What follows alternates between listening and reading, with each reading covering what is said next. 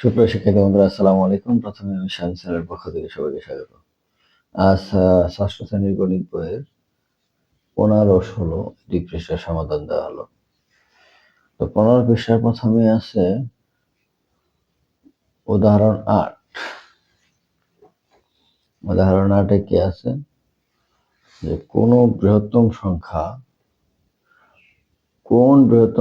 দ্বারা 57, 93, 183-কে ভাগ করলে কোনো ভাগশেষ থাকবে না।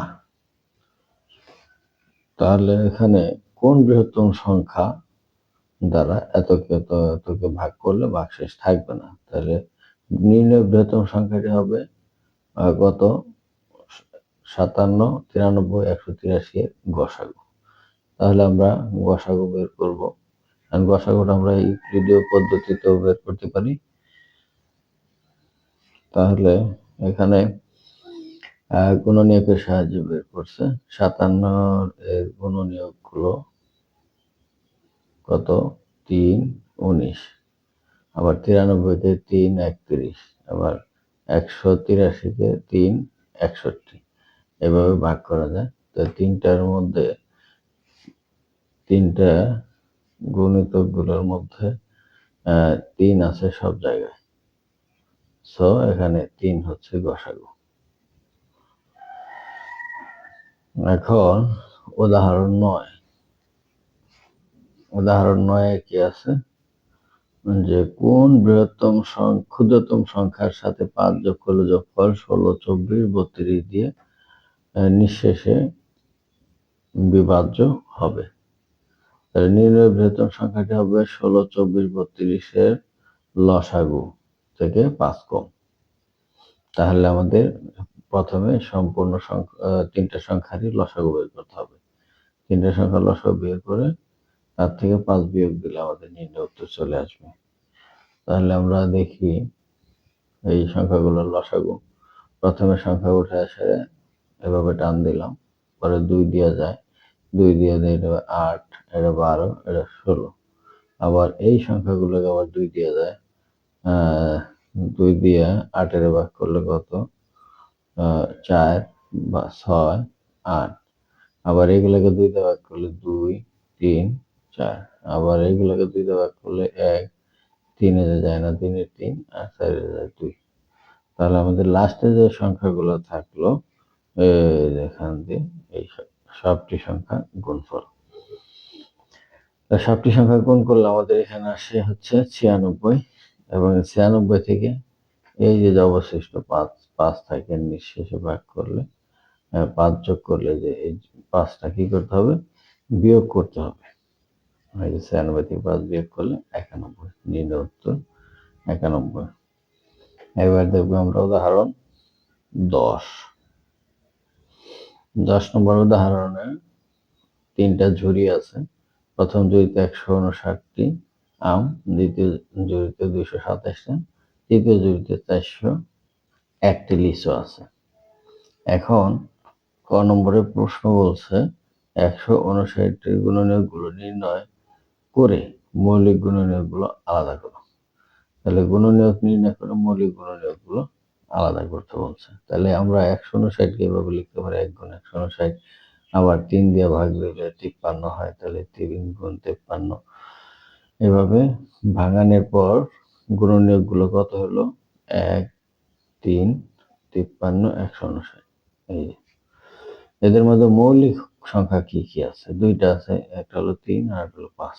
মৌলিক সংখ্যার সংজ্ঞা তো আমরা আগে শিখেছি যে সকল সংখ্যাকে 1 এবং ওই সংখ্যা ছাড়া অন্য কোনো সংখ্যা দিয়ে ভাগ করা যায় না, সেই সংখ্যাগুলাই হচ্ছে মৌলিক সংখ্যা। এবার খ নম্বরে কি বলছে? খ নম্বরে বলছে যে যদি 9টি আম, 7টি জাম ও 1টি লিচু পচে যায়, তবে অবশিষ্ট ফলের সংখ্যার লসাগু ইউক্লিডীয় পদ্ধতিতে নির্ণয় করো। তো আমাদের পদ্ধতি যেহেতু বলে দিছে, তাহলে এই পদ্ধতিতেই নির্ণয় করতে হবে। তো আমরা প্রথমে দেখবো যে এই যে পচা আমগুলা, এই পচে যেগুলো গেছে এগুলো বাদ দিতে হবে প্রত্যেকটা ঝুড়ি থেকে। তাহলে প্রথমে আসলে 159টা, 9টা বাদ দিতে হবে। 150টা থাকে। দ্বিতীয় জুড়িতে জামের সংখ্যা আছে 227টা, সেখান থেকে 7টা বাদ দিতে হবে, 220। আর তৃতীয় জুড়িতে ভালো লিচুর সংখ্যা আছে হচ্ছে পয়সা গেছে একটা, এই একটা বাদ দিতে হবে, একবার দিলে থাকে 400। তাহলে আমাদের 150, 220 আর 400 এগুলা গুণনীয়ক গুলা বের করে লসাগু করলে হবে এগুলা। তো আমরা এগুলা লসাগু যদি করি তাহলে এই যে সংখ্যাগুলো লসাগু করা হয়েছে, প্রথমে সংখ্যাগুলোর টান দেওয়া হয়েছে, 2 দেওয়া যায় যে 75 গুণ 150, 110, 220, 200। আবার এটাকে 2 দিয়ে আরো যায়, 75-এ যায় না, 75 রইলো, 110-এ যায় 55, 200-এ যায় 100। এখন আবার 5 দেওয়া যায়, সবগুলিকে 5 দিয়ে ভাগ করলে 5 75, 5 55, 5 করে 100। আর পরে 5 দিয়ে আবার যায়, 3 5 15, 11-এ যায় না, 4 5 20। এখন লাস্টে যে সংখ্যাগুলো রইলো এই যেখানে দিয়ে, এই সংখ্যাগুলোর গুণফল। তাহলে এই সংখ্যাগুলোর গুণ করলে আমরা কত পাই? এই যে সংখ্যাগুলো 13,200, এইটাই হচ্ছে এটার উত্তর। এখন গ নম্বর অঙ্ক কি বলছে? গ নম্বর অঙ্কে বলছিল সর্বাধিক কতজন বালকের মধ্যে ফলগুলো সমানভাবে ভাগ করে দিলে 3টি আম, 6টি জাম ও 11টি লিচু অবশিষ্ট থাকবে। তাহলে আমাদের গ নম্বরেও ওই যে অবশিষ্ট যেগুলো থাকে ওইগুলো বাদ দিতে হবে, এই যে টোটাল আম, জাম, লিচু থেকে।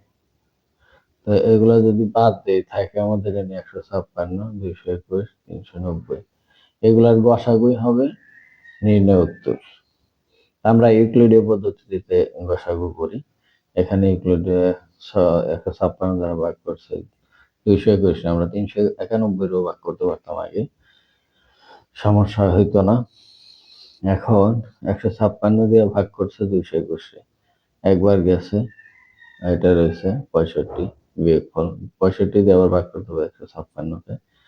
এখন এটা 2 বার যায়, 130 বিয়োগফল 26, 26 দিয়ে ভাগ করতে হবে 65-কে। আবার 65 ভিতরে 2 বার যায় 52, এগুলো বিয়োগ করলে 13, 13 আবার 26-এর মধ্যে যায় 2 বার, 13 2 26, 0। এখন এখানে ভাজক কত হয়েছে?